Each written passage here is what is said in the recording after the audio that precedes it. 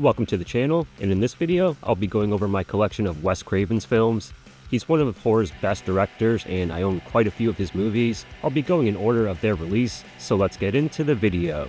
First up is Craven's first film. Last House on the Left came out back in 1972 and was a very impactful film. It had the infamous trailer with the repeating line of, "It's only a movie, only a movie, only a movie." It wasn't a movie I sought out when I first got into horror because I knew it had depictions of sexual assault, but I eventually watched it, and for how dark the movie's subject matter is, there is some tonal shifts that made the movie a bit more palatable for me, like the goofy cops and their silly music that accompanies every scene that they're in. That is a little bit of a trend I've noticed in rewatching some of his films. For how dark his movies may seem on the outside, he does always tend to imbue his movies with some comedy. This Steelbook was put out by Arrow Video, and it was exclusive to FYE back in 2019. It's only one disc, so if you bought the limited edition version, then I'm pretty envious of you because that release has more special features. This release does come with a hefty amount of special features. It ports over all the previous features from prior releases, along with some new bonus features. This release also came with a booklet with an essay by Stephen Thrower. There is no 4K yet, and I don't think Arrow Video still has the rights to this, but I'm sure it won't be long till somebody puts this out again in 4K. Next is Wes Craven's second feature film, well, unless you count the porno he made prior to this. Hills Have Eyes came out 5 years later after Last House on the Left in 1977, and it was another impactful film in the horror genre. I didn't see this until I picked up the Steelbook, and I had already seen the remake and the sequel to the remake. I'm a millennial, so I saw a lot of the remakes that were coming out at the time in the 2000s, and they were my introduction to horror. So this movie seems a little tame compared to the 2006 version, and I know a lot of people like the remake, but I actually prefer this version. The Steelbook was also released by Arrow Video and wasn't exclusive to FYE. It also came with a booklet, but with an essay by Brad Stevens. Arrow Video has since put this out on 4K, and it's still widely available, but the limited edition is sold out. As for the Steelbook, you can find it on the secondary market for a decent price, or maybe you'll get lucky and find it still in store at an FYE. Well, if your local one hasn't gone out of business like mine did. Next up is Deadly Blessing, a movie I've only watched twice, once when I first got this Blu-ray, and then I watched it again for this video.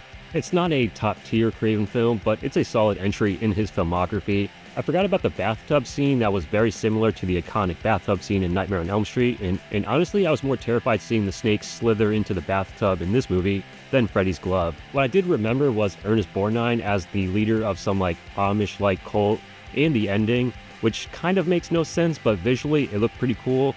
Another trend in Wes Craven's filmography is studio interference, and the studio wanted an ending similar to Carrie, so they had Craven shoot a different ending. This Blu-ray was put out by Scream Factory, and I love the new artwork by Nathan Thomas Milliner. It comes with some great special features with interviews with Michael Berryman and the screenwriters. I would say it's worth picking up, or at the very least, it's worth streaming. Next is a comic book movie that Craven directed in 1982 with an adaptation of DC Comics character Swamp Thing. I talked about this movie in my MVD Rewind collection video last year. This isn't a great movie, and the tight budget Wes was working with is very apparent, but there's still some fun you can have watching this. Some of it's intentional, and some of it is unintentional. As adaptations go, this is fine, but nowhere near as good as it could have been. But this movie came out years prior to Alan Moore reinventing the character with his seminal run. And Swamp Thing is one of those characters that top writers and artists always want to work on if they're working at DC. If you want to see a better adaptation, then I would suggest the TV show that came out like 5 years ago. This release ported over the bonus features that were on the Scream Factory Blu-ray, but this edition comes with the international cut that has a scene of some brief nudity. This also comes with a mini poster, and MVD has also since put this out on 4K. Next is the Nightmare on Elm Street Blu-ray set. I missed out on the 4K Steelbook set that came out last year. Warner Brothers completely botched that release, and I'm gonna play the waiting game when it comes to upgrading this series. There is a standard 4K set, but I'm not going to pay triple the price that I paid for this Blu-ray set. Even when I do make the jump to 4K, I'll still keep this set because it has a couple of episodes of Freddy's Nightmares, the TV series, which still hasn't gotten a DVD release. It's absolutely crazy that every classic horror franchise has gotten the collector's edition treatment from boutique labels, and Freddy is stuck under the thumb of Warner Brothers. After the massive success of Nightmare on Elm Street, Craven's next theatrical film was Deadly Friend. It's a pretty bizarre movie and is mostly remembered for that basketball scene. If you've seen this movie, then you know about the crazy tonal shifts this movie has. Wes didn't set out to make another violent horror movie. He signed on to make more of a Frankenstein movie with teenagers, but executives at Warner Brothers forced him to add scenes with gore, and that is why we got that infamous basketball head explosion. I had never seen this movie until Scream Factory put out this Blu-ray in 2021, and I actually really enjoyed this movie. It's highly entertaining, and I actually like the tonal shifts. This Blu-ray comes with some great interviews, including one with Christy Swanson, screenwriter Bruce Joel Rubin, who talks about the changes he and Craven had to make to the film to appease the studio. Also interviewed are special effects artist Lance Anderson and composer Charles Bernstein, who previously worked with Craven on Nightmare on Elm Street. No word on if there's a 4K in the works, but I recommend picking up this Blu-ray. Next is Serpent in the Rainbow, and I would say this is Wes's most underrated film. Some would say People Under the Stairs is, but that movie gets a lot of love, and deservedly so. Plus, it's been talked about getting remade for like ever, so it's clearly popular enough to warrant talks of that. Maybe this movie does have its fans, and I'm just unaware of them. It's loosely based on a true story about an anthropologist played by Bill Pullman, who goes to Haiti to retrieve a drug, or at least get the components that have the ability to resurrect the dead.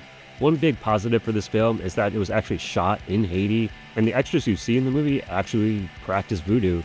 This movie isn't a straight-up horror movie, and Wes wanted to make this more of a supernatural, paranoid thriller, and once again, the studio wanted more of a traditional horror movie to sell to theater goers, so they added more special effects into the film, and I don't think they necessarily hurt the film for me personally, but I can understand if those scenes took you out of the film. Scream Factory also put out this collector's edition, and it comes with a nice 25-minute retrospective on the film and gives great insight into the making of the film. If you haven't seen this movie, then I would highly recommend giving it a shot, and definitely pick up this Blu-ray. Next is 1989's Shocker. After creating the iconic Freddy Krueger and being blindsided by how massive that series had got, so Craven set out to make a new horror icon with Horace Pinker, a psychopathic killer that after being executed in the electric chair, he becomes some sort of a being made of electricity, so you can see some of the parallels with Freddy.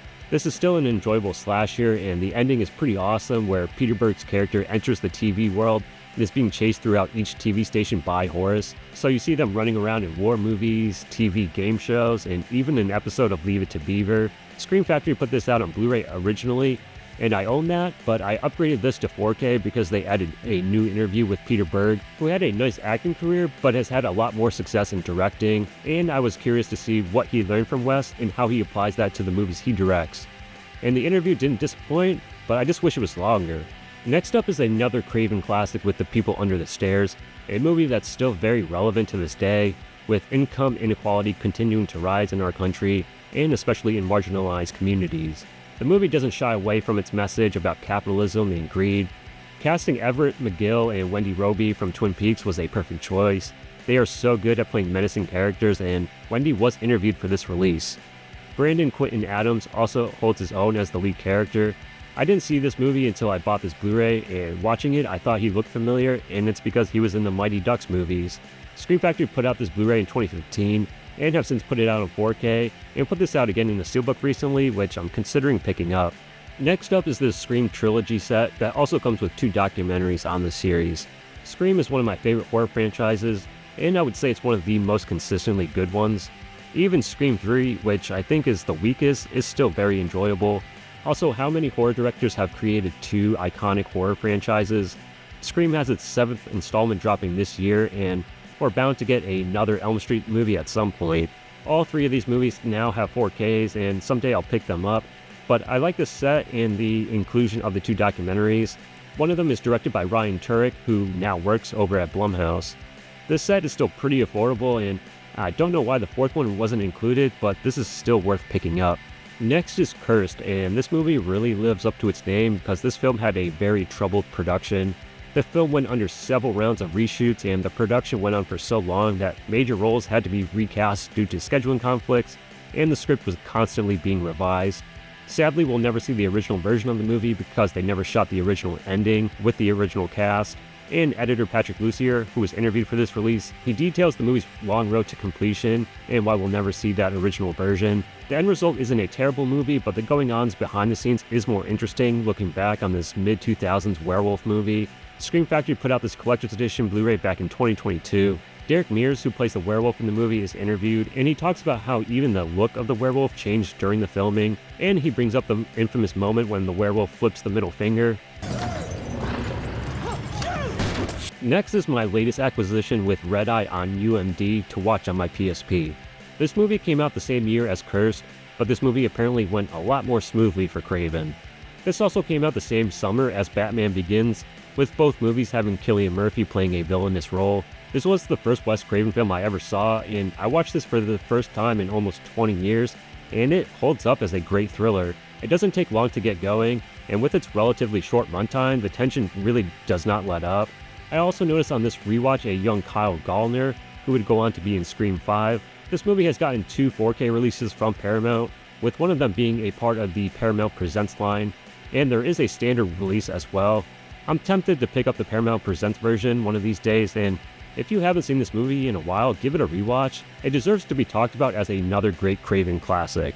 Next is Wes Craven's final film with the 4th installment in the Scream series. It's another good entry, and I have a soft spot for this movie since it was commentating on the films that were my entry point into horror, like all the remakes and just how graphic horror movies were in the wake of Saw and Hostel.